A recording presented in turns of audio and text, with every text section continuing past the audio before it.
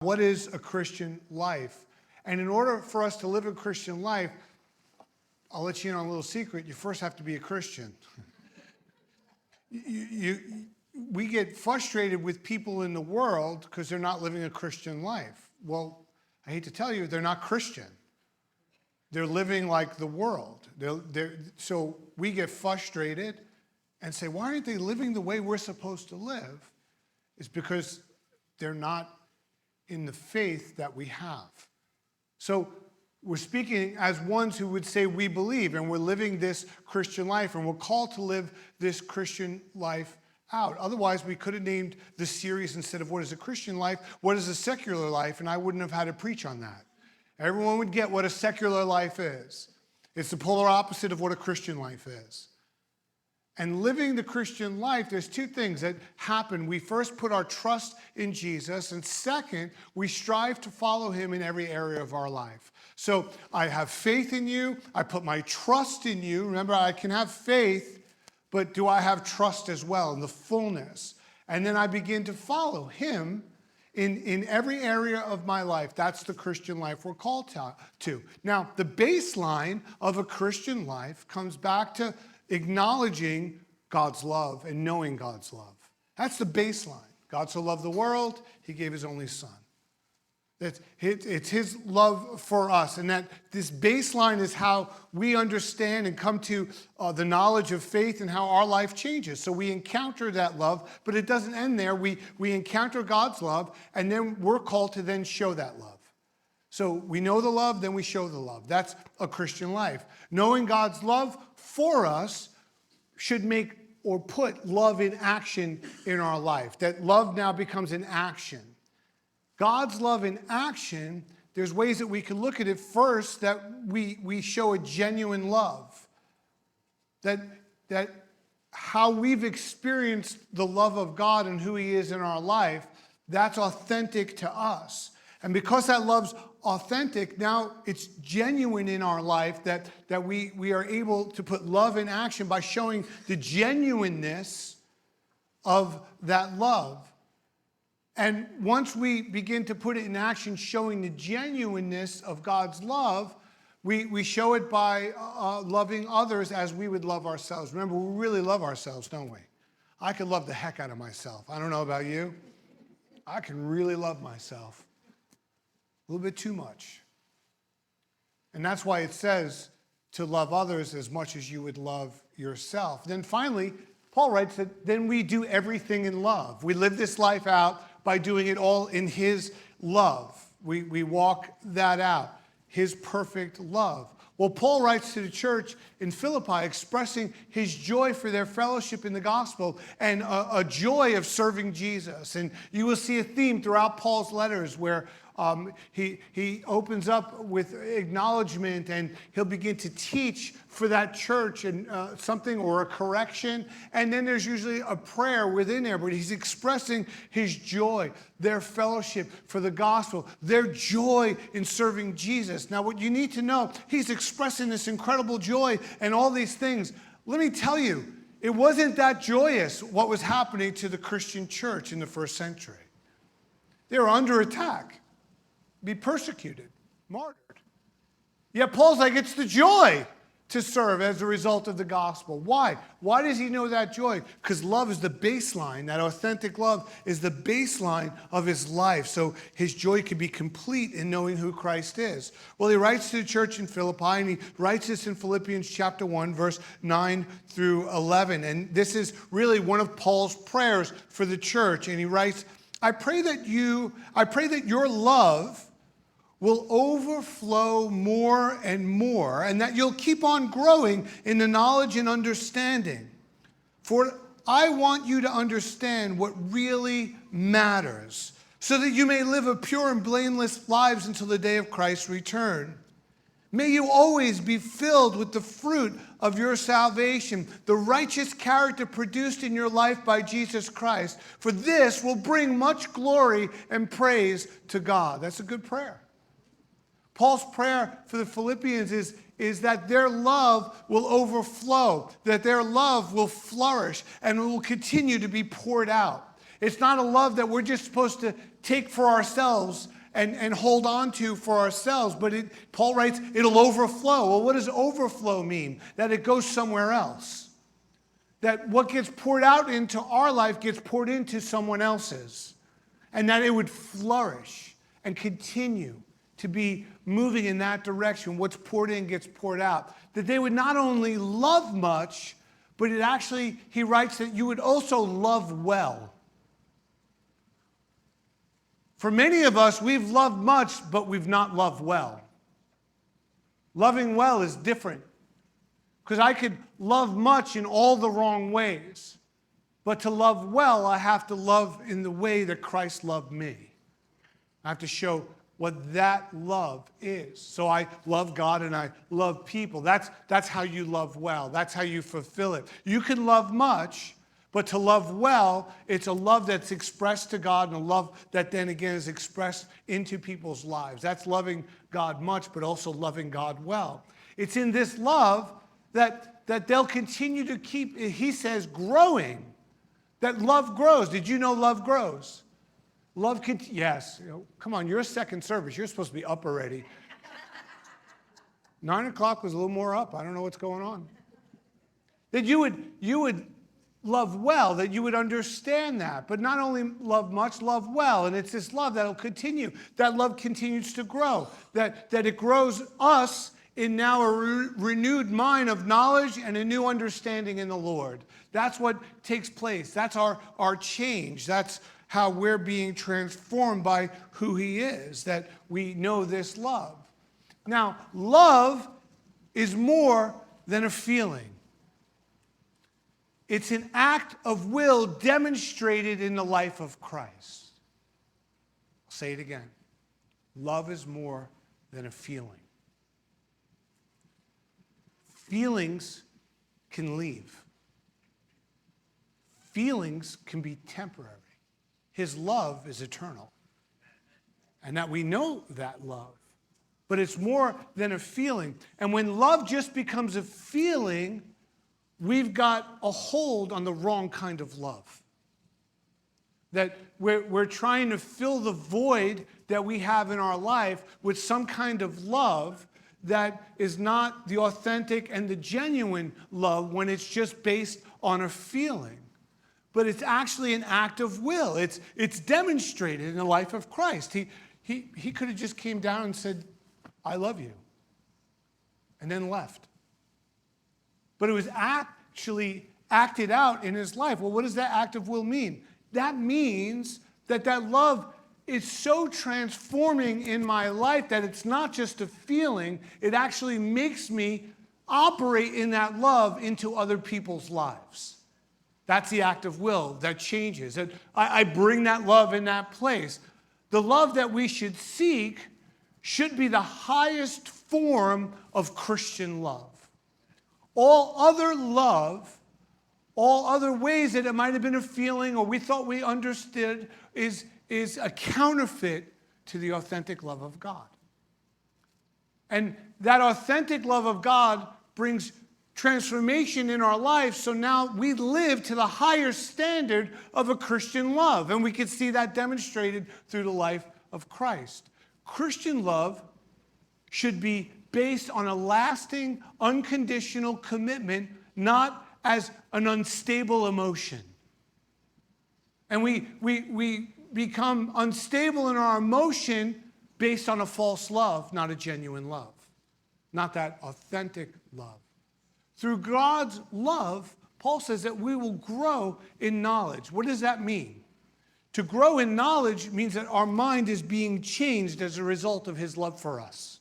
Our mind is being changed as a result of how we love people around us. We're growing in the knowledge. Matter of fact, it's a supernatural knowledge. It's a heavenly knowledge. It's a kingdom understanding. Our minds are changed, and we're growing in that. Has anyone changed their mind since they've become a Christian? No, huh? Wow, holy cow, we got to go back. No, everything's exactly the same. I hope not. I hope our minds have been changed, and it continues to be changed. By his love, we grow in the knowledge. But not just the knowledge. He says that you'll grow in discernment. That because your mind has changed, now you'll discern things through that love in a new understanding. That you'll have a discernment of that love. Not love that's just an emotion, not love that's just a feeling for a moment. It's eternal that's in us, and now I have a discernment as a result of it. This way that we can begin to use our head and we can test our feelings so that our love is now sincere and our love is now insightful. It's only going to be that if we have the knowledge and discernment of who he is and his love for us. Now we can determine it. We can test those feelings that we have. And our love now can be sincere towards God, towards people. Our love can now be insightful towards God, towards people. The life of love that we're called to live is to be pure and blameless, attentive and exemplary. That's the love that we're supposed to have. That's the love that we're supposed to live. Now, I want to share with you 4 things God's love is. These 4 things God's love is. God's love is forgiving. God's love is faithful. God's love is fruitful. And God's love is fearless. It's 4 things. 4 things that God's love is. It can be a lot more.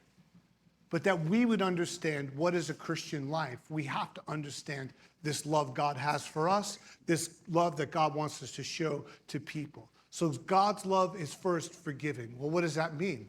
A forgiving love brings us peace and sets other people free. Forgiveness has to do with a debt. And I had a debt to God as a result of my sins. And there are only sins that God could forgive. What did he do? He paid my debt. He made me debt-free. Now, if you could just talk to my bankers, that would be amazing, but he's not worried about that. He's worried about my soul. So I have to have forgiving love.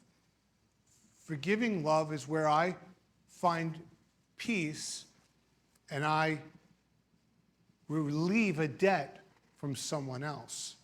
That's what we're called into. It brings us that peace. You have a power and an authority to bring forgiveness into someone's life and cancel their debt. That's very powerful. You can cancel that debt. Now, here's what happens. When you do that, you'll finally have peace in your life. If you're wrestling with peace in your life, it has to do with unforgiveness. And if you're unwilling to forgive, then you have to go back and deal with God's love and his forgiveness for you. But the power of forgiving love brings us peace, sets others free. We release that debt. Second is a faithful love. Faithful love never gives up and it never fails. Faithful love never gives up and it never fails. God has been faithful to us. It doesn't give up and it doesn't fail. A substitute love will give up, and a substitute love will cause us to fail. God's never given up on us, and his love never fails. It endures. It teaches us how to endure. And then when we have that faithful love, we can face anything in our life. That it's a faithful love. It's now that I can continue to pursue God, that I don't have to give up when things are difficult, that I can walk through any trial, I can overcome any circumstance, that anxiety doesn't have a hold on me, that I don't have to be fearful where God's leading me, that I'm free because I have a faithful love. And that love will never give up, and I know that it'll never give up, and I know his love will never fail. That God's love is a faithful love. Third, God's love is a fruitful love. God's love bears fruit. How do I know that? Well, there's fruits of the Spirit. It says love, right? It gives us this love, which displays joy, peace, patience, kindness, goodness, faithfulness, gentleness, and self-control. That God bears fruit in that love. And when we look at the fruits of the Spirit, they're not multiple choice where it says, well, I could just use some patience in my life. That's what I need out of that, just one of those fruits for my life. Or I could just use some kindness, or I could just use some goodness. They're not intended to be multiple choice. Pick one that works best for you. They're actually intended to be manifested in our lives as a Christian. And what that means is that when it's a fruitful love, love is what sets the pace or the course for the rest of those attributes to be manifested in our life. Because if I can't have patience if I don't first have love, I can't have goodness if I don't first have love. I can't show faithfulness if I don't first have love. That's why love comes first in all the fruit. And if you have that love, the rest of the fruit is yours in your life. God's love is a fruitful love that we're supposed to have. Fourth, God's love is a fearless love. Now, how does God's love become a fearless love for us? Here's how that happens. We know who we are in Christ. That means you don't have an identity crisis. That means you're not trying to discover who you are in this world, that you're looking in all the wrong places, in all the wrong ways, that there's somehow this distorted view of yourself or distorted view of who you are, what you're to become. And when that happens, you have a fearful way of living your life because you don't have the fullness of that identity of who Christ is in your life. When you have the fullness of that identity, who Christ is in your life, you now have a fearless love. You now can walk in that love. The Christian life, we're called to demonstrate that love. Scripture tells us God's perfect love does what, church? Casts out all fear. Tells us in the scriptures that nothing can separate us from what? His love. Nothing can separate us. You know, the opposite is true. Perfect fear can cast out all love. In other words, if I'm fearful in my life, fear is the driving factor. I'm struggling with knowing the love I need in my life. But when his love is being made perfect in my life, I'm now walking fearlessly where he calls. So we know these understandings of what God's love is for our life, and our life as Christians is demonstrating God's love in everything that we do, not just in our words, but how we treat people around us as well. It's being demonstrated. And Paul not only wanted the Philippians to abound in love, it was much more that Paul wanted to accomplish. Much more than just abounding in that love. Paul also wanted them to experience more of God. And why did he want them to experience more of God? So that they can grow. They could grow in the mature understanding of all his ways. That they would continue to manifest who he is through their life. So I'm going to ask you a question for you. What is one way right now that you're willing to begin to grow in God's love? What is it? What's one thing? What's one way? The church exists as a result of a love that God has for us and a love that's shown between one another and a love that's demonstrated to the world. But what's one way right now that I need to make a change or be willing to grow in God's love? There's many ways that you can begin to do it. You can join a community group, and I can tell you that's going to be one of the best ways that you're going to grow in God's love, because I've learned more about God's love from other people than anything else, and how I was treated and how they loved me. And getting in one of the groups You begin to love one another, serve one another, and have an impact on people around you and within your community. And that's one way that I can begin to make that change to grow in God's love. I can take a responsibility and maybe serve on the weekend in one of the ministries. I sign up for one of the classes that are taking place. Maybe I become a Stevens minister, or I get involved in Overcomers, or I get involved in Grief Share. Something. There's something that I can do that take action that I can begin to grow in God's love. See, we can't grow in love on our own. You can't grow in the love of God in isolation. You grow in the love of God in a community. And we're called to that place of community. So what does it do? It takes a relationship with God, and it takes a relationship with other believers that continue to help us grow in the love of God. That's its purpose. That it's a relationship that we're living out together.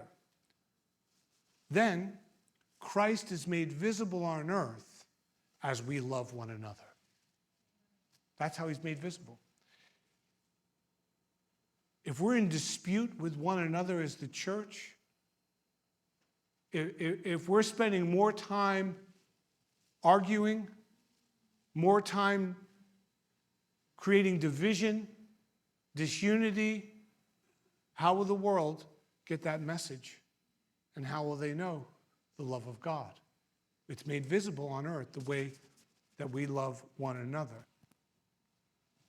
The way we love one another is the greatest evidence and witness of the gospel.